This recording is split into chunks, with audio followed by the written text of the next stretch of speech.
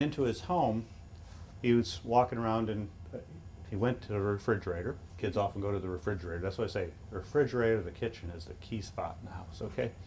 Lots of things happen there. And I asked the mom, said, well, what does he want? Because he was asking for something. He wanted frozen peas.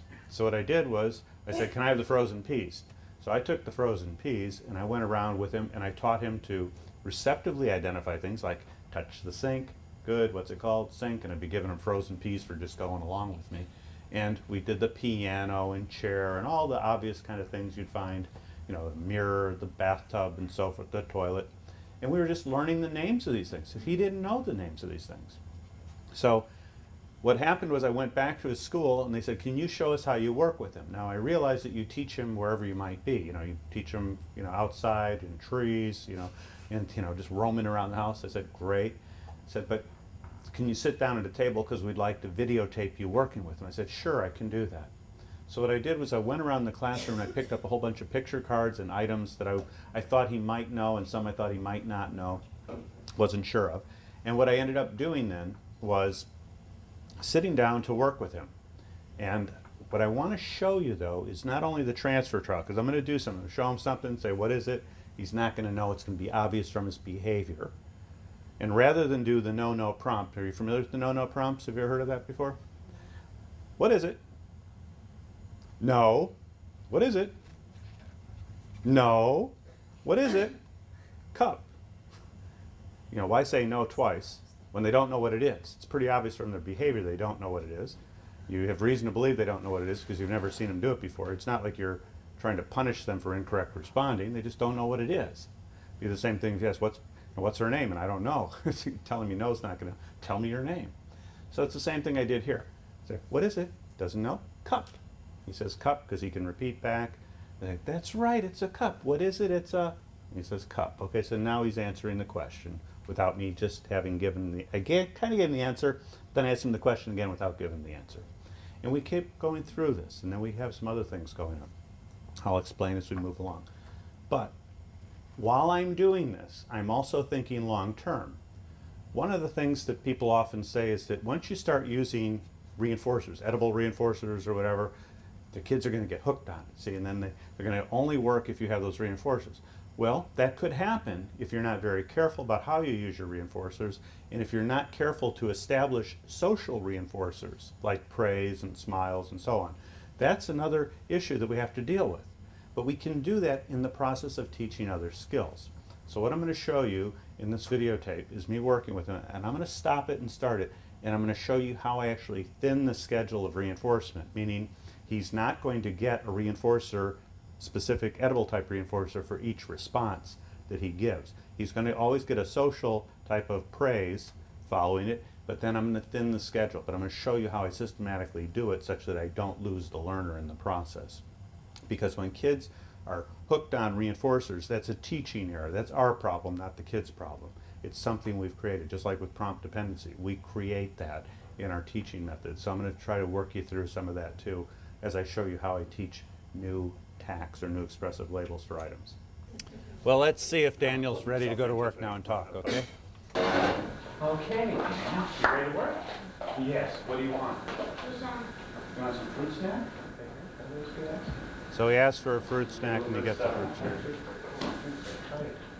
Now he's going to get lots of edibles. Don't worry about it. Okay, Daniel. It's good stuff. Can you do this? Good job. All right. What would you like? What? Raisin? Okay, here it comes. All right. Simple responding.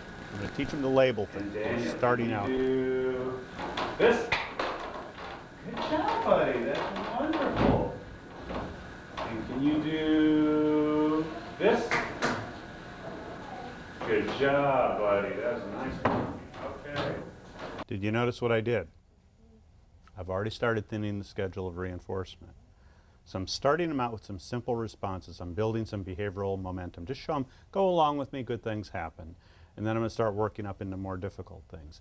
But what I did was I had him do one imitative response. I picked it, oh, that's right, yeah, good. And I pick it up, I'm bringing it closer, but not delivering it. And then I give him the second response, which is to just tap the table. Now I know for certain he can do this. This is a no-brainer. He's done it before. I know he can do it. I'm not trying to find out whether he can do this or not. I have to know that that second response is one that he can absolutely do, because I want him to give me a second response so I can give him the reinforcer following it. So I'm reinforcing him for going along with 2 responses before he gets the backup reinforcer. He gets praise all the way along. He gets the conditioned reinforcer of seeing that the reinforcer is getting closer, but then he's got to give me that one extra response. Now if I asked him something to name something and I wasn't sure if he knew how to name it or not, then I would have blown it for thinning the schedule of reinforcement. So whenever you're presenting a trial to a child, you always have to know what you're trying to accomplish with that particular sequence of events.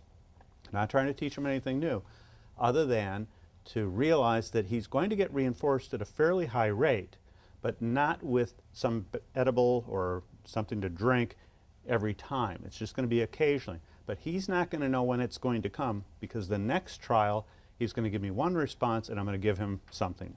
So I want him to keep guessing. It's any response can get a reinforcer, but not every response will get a reinforcer, is what I want him to learn. Because that way there, he knows it's going to come frequently, but any one response could result in the backup reinforcer. He just doesn't know when. So the best option for him is to keep on responding, okay? So intermittent schedules of reinforcement, and if you really want to go into it, you can go read the Journal of Experimental Analysis of Behavior back in the 70s and 80s, and they got hundreds of articles, probably even today, on schedules of reinforcement and how you adjust them, and it affects the behavior of the person who's responding for you. Okay? But anyhow, so that's what I'm doing. I'm thinning the schedule of reinforcement. All right. Sorry. Can you touch my hand? Good job, buddy. Super. Pays off right away. Daniel, what's my name? My name is Jim. Wonderful. You got that right the first time. Now that's, he said, my name is Jim, and I'm reinforcing it, even though he's got the pronoun incorrect, because he got the correct label for me, Jim. Because in the past he called me Grandma, because the only one who ever asked him what's your name was Grandma. So, what's my name? Grandma. You know, so whenever I heard what's my name, it's like, what do you wear on your feet? Shoes. You know, it's that rote response. And so this was good that he actually said my name. So that was good. He had learned from the previous time me teaching him at home. Fine, wonderful. Jim, it is. Daniel, can you touch the hat? Super. What a good guy. It's a simple following So well. instruction, Try a no couple. discrimination required. Now we're going to go to discrimination issues. And I'm using an errorless learning procedure on him too. Can you touch fish? Right, good boy. I'm holding the card so I can pull him back if I have to. Wonderful. And Daniel, can you touch? Now you'll notice he's kind of going off task a little bit here. Now what happens with a lot of people is they will go ahead and present the trial anyhow. And that's usually not a very good thing, because if you're not paying attention to me and I ask you something, you're going to go, huh? Or what? Because same for kids. They're not going to attend to the critical verbal stimuli, the words that I'm using. So what I've got to do is kind of wait a little bit. And I could prompt him to look at me if I wanted to, or I don't have to. I can kind of let him come back. Why would I let him come back to me without me calling him? I've got the reinforcers. If you want the reinforcers, you got to do some work for me. How do you do some work for me? You look at me, because when you look at me, I present trials, you get to respond, you get the reinforcers. So I'm teaching a sequence of actions here that work in his favor. But he's off task, so I'm waiting. Hat. Now he's not even scanning, he's not looking, so I'm preventing the error. Touch hat. Now, my putting the cards down, what does that do? Basically shows him you're getting further away from your reinforcer. So basically I'm shutting down for a little bit. I'll come back, he's paying attention, let's start over again. I'll represent the trial. That's right. What is this? hat. That's right. Very good. Okay, buddy. And Daniel? Look. You touch hat. Good looking. You checked them out that time. Wonderful. So I made him work a little Like the way harder. you did that. Daniel, Here we go. what is this? Open. Not clearly spoon. He said something, but I wasn't sure what it was. So I'm going to assume he doesn't know it and start teaching. Look. Spoon. Spoon. Right. Very good. Let's try again. What is this? Spoon. Okay, that's pretty good, buddy. So that was the transfer trial, okay? From the echoic, what is it? Say spoon, spoon. What is it? Now he answers it's under the control of the item itself as opposed to what I just told him. The way you said that. Now we'll go to another item. You are working so well. You're sitting so nicely. Daniel, what is this? Tape. That's right. Daniel, what is this? Very good. So you see I used another transfer trial. Now I'm just going to wait a little bit, see if he remembers it. You are working so nicely today. Because you know, sometimes you meet somebody to tell your name and 2 seconds later you can't remember what their name is. Daniel, what is this? Tape. Tape, you got it. Super, buddy. So I can wait about 5 to 10 seconds, he still remembers what it That's was. wonderful. You got that correct. Now I will point out for all of those concerned about this, when you start teaching something, you often take the item and you show them what the tape does and all that kind of stuff. Okay, so I don't want you to think that I don't do that too. Just don't teach items with names. You show them how to do it, you tell them what it is and so on. But because they want me to work at a table, that's what I was doing, okay? And Daniel, what is this? Spoon. You got that one right too. And Daniel, what's this? Knife. You can't remember. See, this is where it gets very, very interesting. A lot of times people will give a trial and say, okay, well, I worked on tape, so let's go on to some. He couldn't even remember. Go back to spoon. He remembered spoon. That's probably a little more common in his world. But then you go back to tape, and he can't remember. It was just after he just told you it was spoon. He already forgot. See, this is where the number of trials where you have to practice, you got to intersperse other activities and then keep coming back to it. You can't just say, okay, we did that, let's see if he'll remember it 24 hours later. He can't even remember 24 seconds later what it is. So how is he going to remember this tomorrow? So this is where, again, what we have to do is we got to get a large number of trials and we got to get them responding using the skills, saying what these, practicing basically, active learner responding. That's how we learn. See how fragile the learning can be. Okay. Tape. So go right back into a teaching mode. Tape. Tape. That's right. What is it? Is tape. Tape it is. Very good. Daniel, do this. Good job. And Daniel? Good. What is this? Tape, you got it. That's wonderful. I'm giving him some teaching instructions so that when he becomes a teacher, he'll know what he's doing. But no, that's what I'm doing. I'm giving him an imitative response now.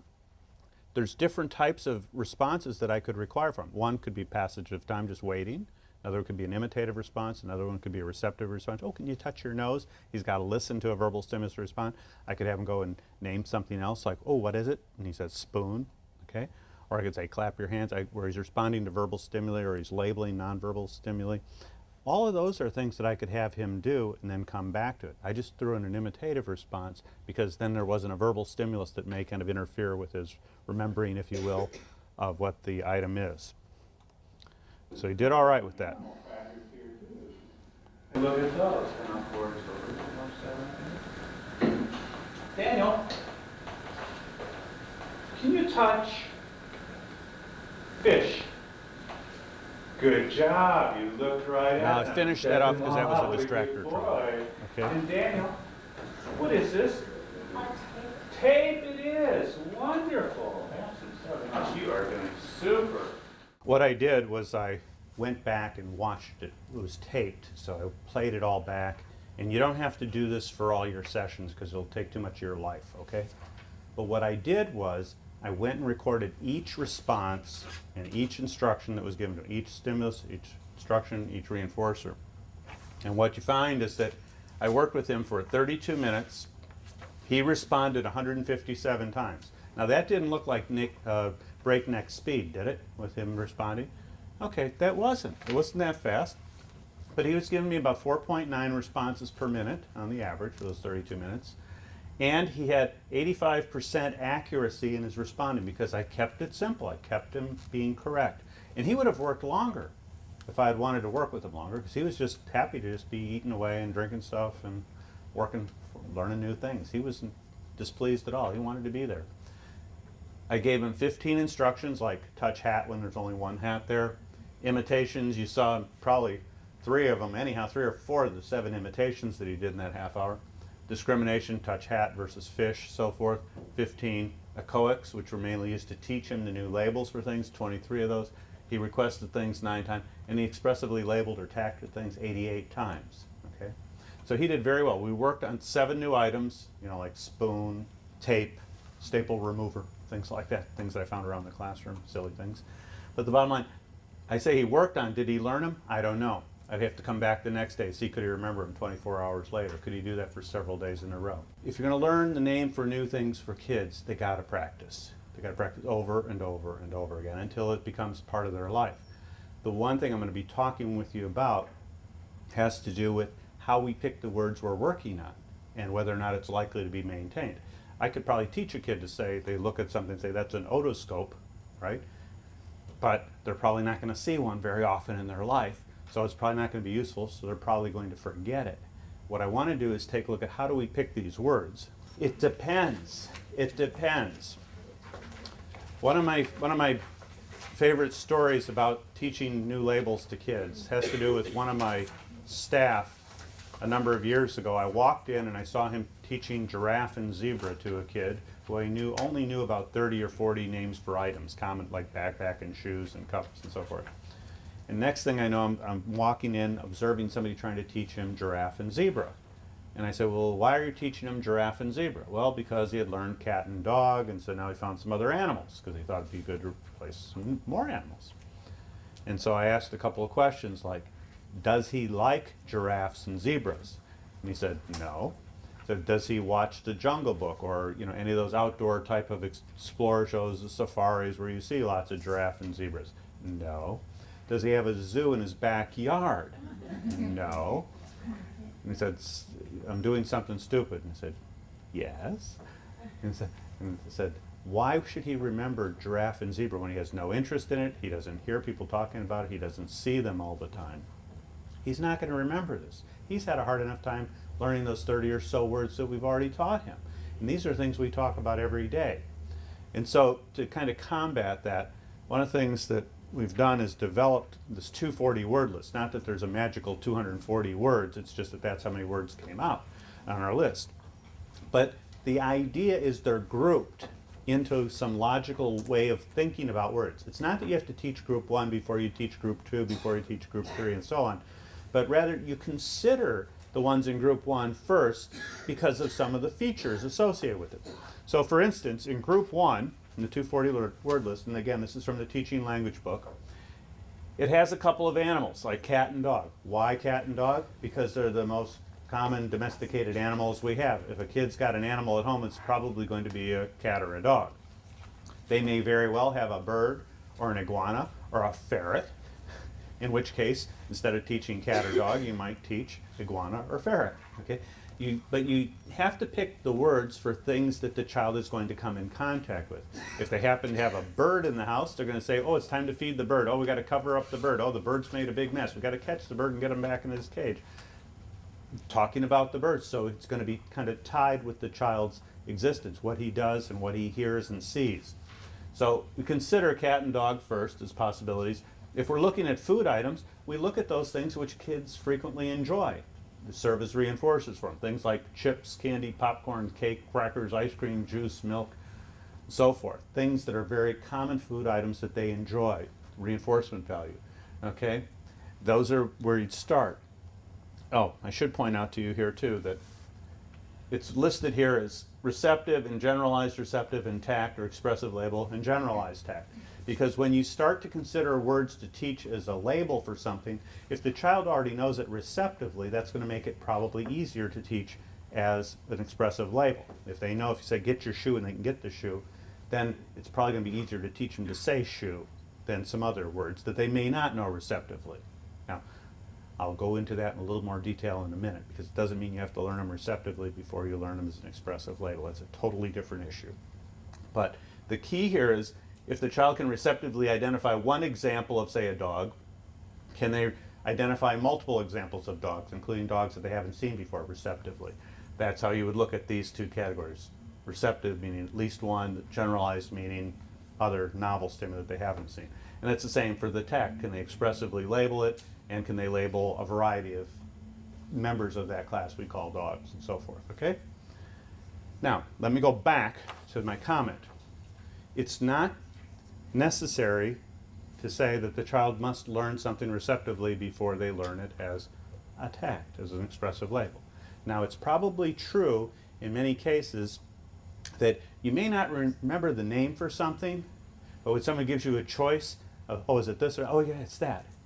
Or if they say, oh, go give this to someone, oh, yeah, that's that person. I forgot their name, but now that you mention it, I know who you're talking about. So it's not uncommon for us to do that too.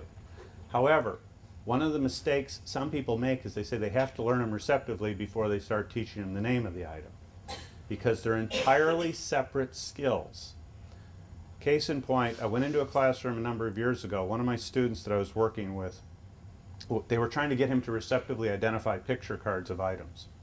The kid was really interested in going to the computer. In fact, he was so wanting to get to the computer, he wasn't attending to what the teacher was saying, wasn't attending, scanning the cards, or really putting out any effort whatsoever to really learn to receptively discriminate these items. But he would go, computer, computer, computer, computer, computer. It's like, you got to pay attention down here. If I say, pencil, can you give me the pencil? Will he scan and look and find? That's a set of skills that requires some good observation. You got to listen, you got to scan, you got to find, select, and deliver before you get your reinforcer. Well, it turns out the teacher had all these cards that he was supposed to receptively identify before they were working with him on expressive labels.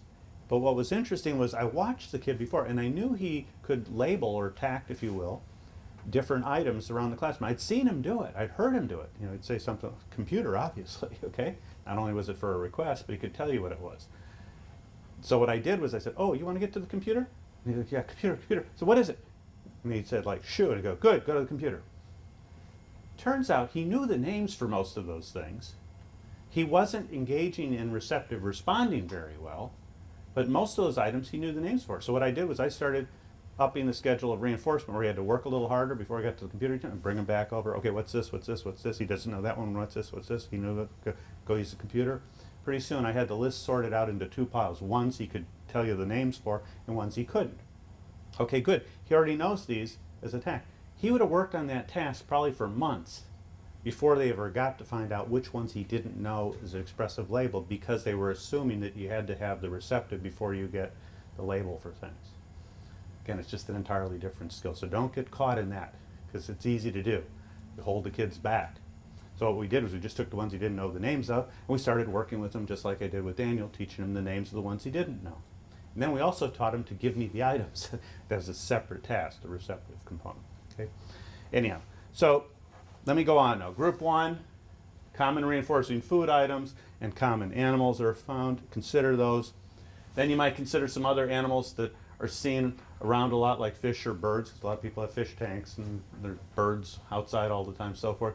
Start taking a look at some common items, like some clothing items, like your coat and hat, jacket, shoes, socks. Take a look at other food items, which may not necessarily be reinforcing, but are commonly seen by kids. Things like hamburgers and hot dogs and fries and bananas and apples, and the fries may end up in the first list. That's why I say you don't just say list 1, then list 2, but you go, oh, he really likes fries, he'll probably get that one pretty quick. Good, let's put that one in, even though it's not in group 1, okay? And then you start taking a look at common household items: bed, chair, cup, door, fork, garbage can, pillow, so forth. Group 3, you get into some other animals: bear, cow, duck, tiger, turtle. And then you start some body parts: eyes, mouth, nose, and so forth. Other clothing things like pants, so forth. And then food items, which are again common, but again, they may not want them so much, like pizza, grapes, cereal, bread, bagels, and so forth. Okay, so you just go through the list. Same thing with group 4. You might get in some other body parts, some other animals that you might find in the zoos or on farms or things like that, okay? But you just go through it in a logical order, and you say, if I'm going to spend all my time trying to teach something to this child, I want it to be trapped by the natural reinforcing environment, the environmental reinforcers that are there. In other words, if the child says something, he's going to be able to say something about something he sees in his environment, okay? He's going to hear people talking about those things. You know, teach him about his shoes, teach him about his backpack. I told the fellow who was trying to teach giraffe and zebra, I said, well, you know, every day you tell him to go line up at the door. Does he know what the door is? No. Every day you tell him to go sit down in a chair, go to the table and sit down in the chair by the window. Does he know what a chair, a table, and a window is? If not, teach him those things. You're talking about it continuously. Teach him to label those things. Because again, it's going to be useful for him. It's going to be functional for him. But all of us who have learned some foreign language and then forgot a lot of those words, why is it? We don't use them all the time. If we used them all the time, we wouldn't forget. And it's the same analysis you use for teaching children with autism. Teach them skills that are going to get reinforced for their use on a pretty much daily basis for them. Start there, okay? Now, I'm going to show you a video that none of you have seen before.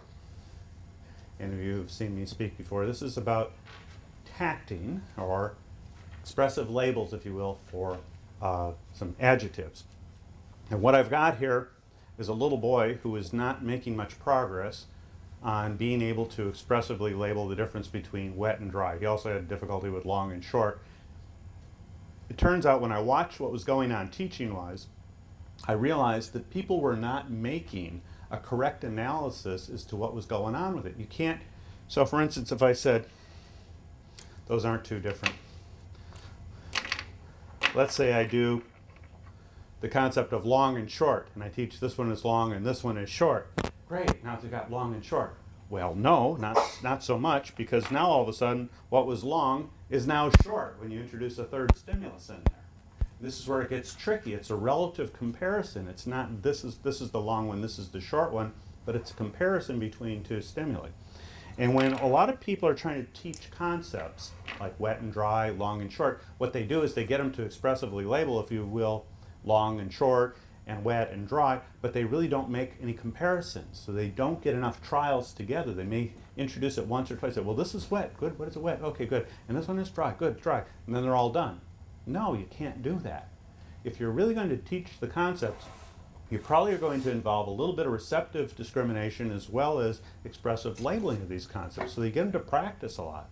And so what happened was this little guy was not picking up on wet or dry discrimination, so I said, well, let me drive, okay? I want to sit down and do it myself, because I'll just show you how to do it.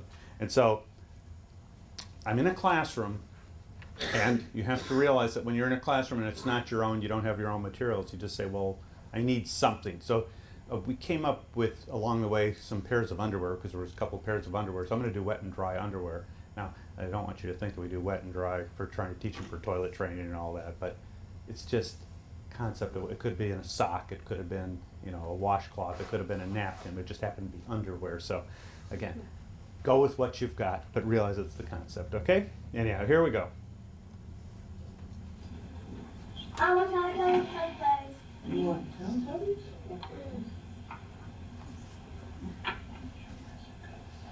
What is this? What's that called? It's a tissue. Now, what's this called? It's a tissue. Tissue. Look, watch. This one is dry, and this one, I'm gonna pour some water. Watch. What am I gonna do? Pour the water. Oh, look, it's wet. Yeah, it's wet. He's attending pretty well right now. He's not always going to be attending The tissue is, all the time. ooh, and this one is not wet. Look.